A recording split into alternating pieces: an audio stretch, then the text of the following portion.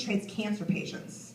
So he's unbelievable, and he's the type of man who, for reals, I've seen him doing chemo on his patients, and he comes out with an accordion, and he sings to them, and he tells them stories, and he's a gem. I fell in love with his daughter, Canaret, who's out there in the audience tonight. She's one of my closest friends. I love her. I respect this family immensely. I'm honored to bring him to the stage, our virgin of the night, Dr. Aaron Bick.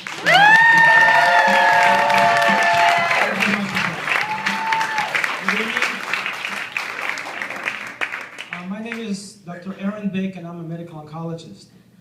That means I poison people and I get paid for it. If you think that's chutzpah, you should see my fertility expert friend who gets women pregnant and then charges their husband for the deed. That's real chutzpah.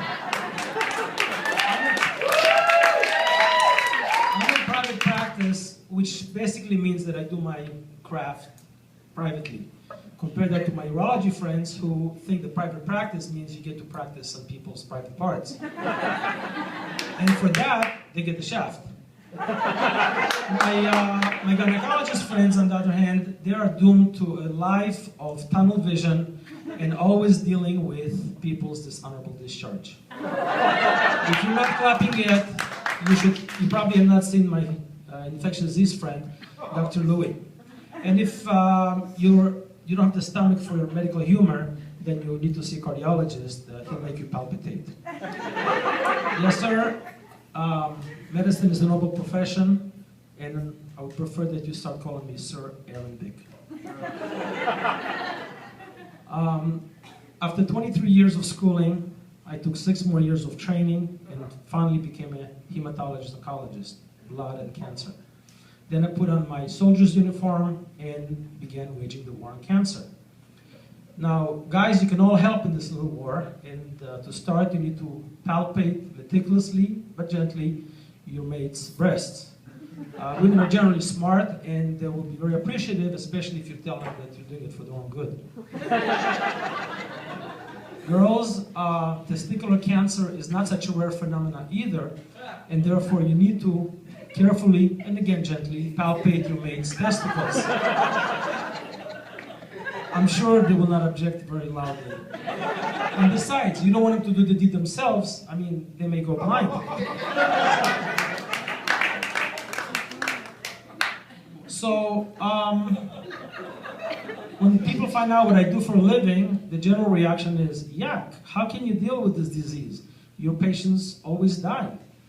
Well, I'm here to inform you that most of my patients are alive, and besides, it's illegal to charge insurance companies for dead patients. If you do that, you may find your face plastered all over the front page of the LA Times. Besides, the government is on our side. Uncle Sam realized a long time ago that dead people don't pay taxes. Why else would Uncle Sam join the war on cancer?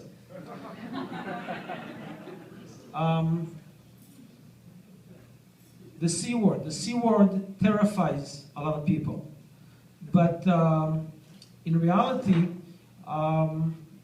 the public thinks of cancer as being depression, pain, suffering, shaved heads, and all that stuff. But you know, the subject gets a little bit solemn. But the truth is that it's totally not like that. I mean, if a woman has a mastectomy and she ends up having one breast, I mean, really, how many nipples can a guy suck on one at a time?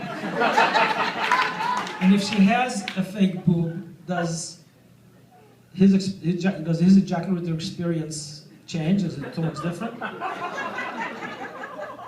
On the other hand, men with prostate cancer can become impotent, and they will need help with their erection.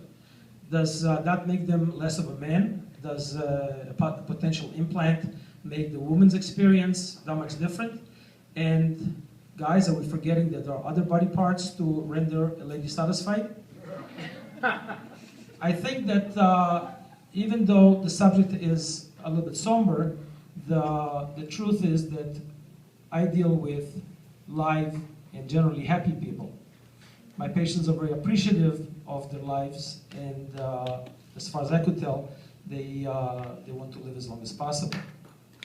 Depression is a big thing that people have in their head about their cancer patients.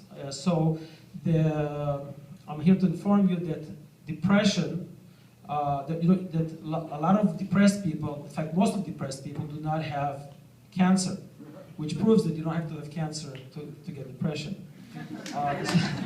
The suicide rate amongst cancer patients is almost zero. You're probably saying, yeah, like, what's the point? Well,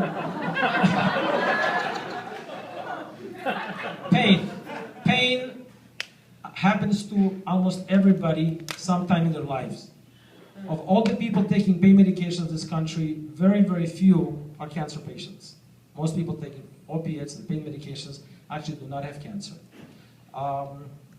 In fact, my patients can get stoned legally. My patients are not referred to rehab. My patients are encouraged to use marijuana, and why not? In England, for example, terminal cancer patients actually get prescribed and injected with heroin, which just proves the point that maybe I lost my heart in San Francisco, but I would much rather die in London.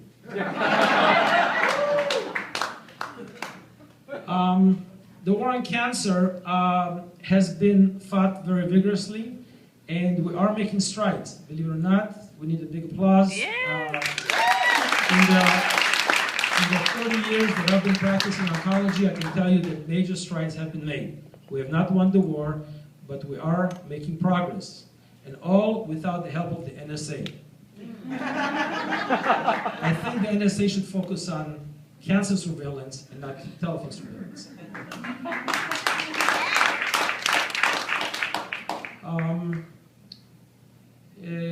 I'm a medical oncologist. I'm not a doctor of death. I'm a cancer of life. I'm not a doctor of death. I'm a doctor of life. My patients are very much alive, and my practice is quite packed. I think that we need to appreciate the fact that my patients are very much appreciative of every day of life that they have. They want to live, and they actually want to live to the max. They appreciate the little things, the big things in life, and it's just, there are moments of hope, moments of success, exhilaration even. Anyways, I'd like to thank Nicole for inviting me to do this stand-up comedy gig. She obviously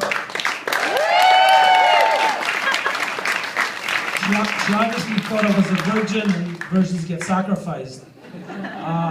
Silly me, I thought the practice was a long time ago abandoned because where can one find a virgin nowadays? In any event, she was very gracious to invite me, and I can tell you because I'm kind of shy about my bedroom experience, so I will just state to you that I'm not a virgin. I'm the proud father of 5 daughters, some of whom are here in the audience, and who are probably quite embarrassed to see their father perform this play.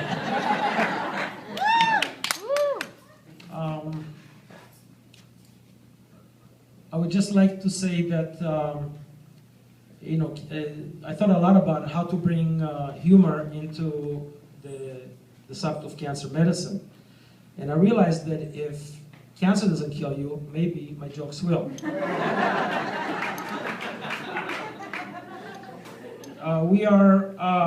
We're all human, and we all have our paths, and we all have our journeys. My job is to take my patients, who generally come to me with a perceived notion of a death sentence, to take them through the journey of hopefully cure, and if not, at the very least, either guide through the process of going through a very difficult part of the journey.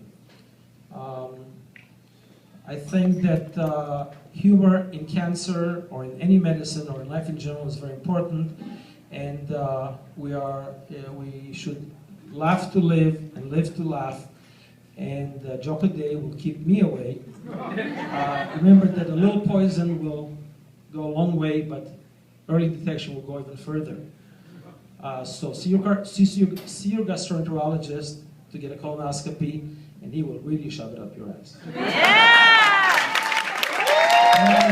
Dr. Bick, our medical oncologist, and the stand-up comedic